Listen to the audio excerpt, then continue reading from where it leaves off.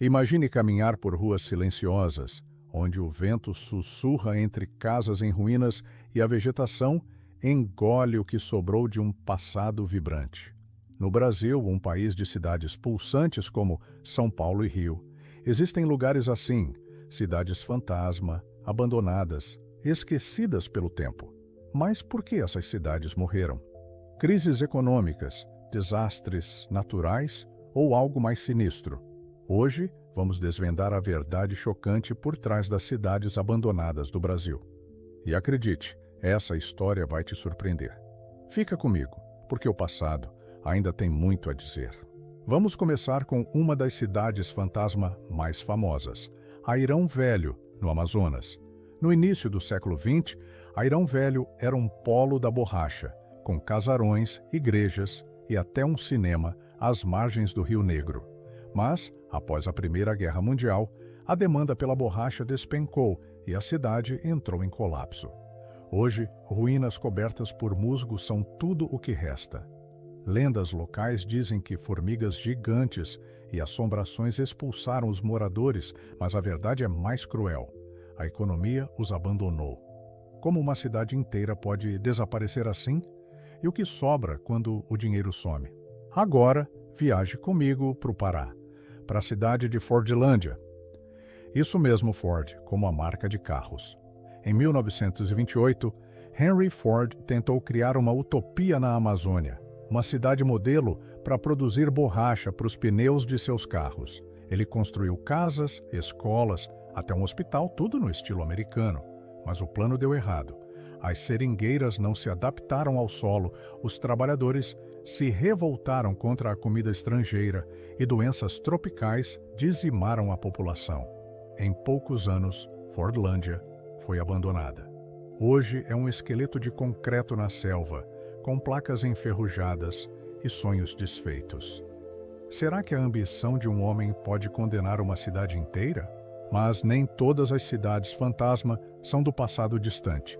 No Rio Grande do Sul, as enchentes de 2024 deixaram marcas que ainda sangram. Cidades como Mussum, Roca Salles e Cruzeiro do Sul viraram quase fantasmas depois de inundações devastadoras. Casas abandonadas, lojas vazias, moradores que migraram para nunca mais voltar.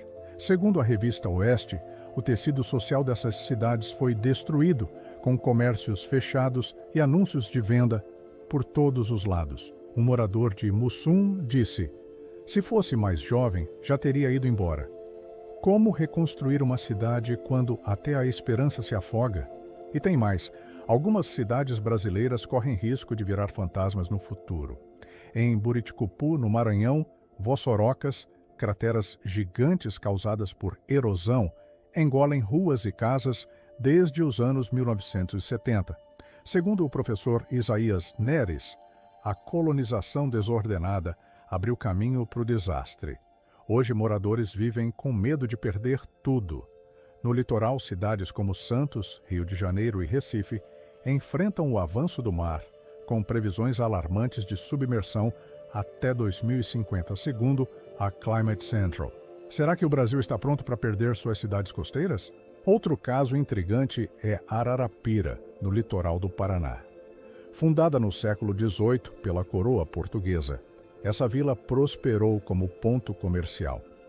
Mas o avanço do mar e a mudança no curso de um rio essencial deixaram a cidade isolada. Hoje é um povoado fantasma, com ruínas engolidas pela areia e o silêncio. Historiadores dizem que a erosão foi a culpada, mas o abandono total ainda é um mistério. Por que ninguém tentou salvar a Ararapira? E o que isso diz sobre nossa relação com o passado? Mas nem tudo é desolação. Algumas cidades fantasma viraram pontos turísticos. Em Cocais, Minas Gerais, as ruínas de uma vila mineradora do século XVIII atraem aventureiros e fotógrafos. As pedras cobertas de musgo e as histórias de garimpeiros parecem congeladas no tempo. Já em Airão Velho, barcos turísticos navegam pelo Rio Negro, levando curiosos para as ruínas. Mas essa nova vida levanta uma questão: será que transformar tragédias em atrações é respeito ou exploração? E tem o lado místico. Muitas dessas cidades são cercadas de lendas.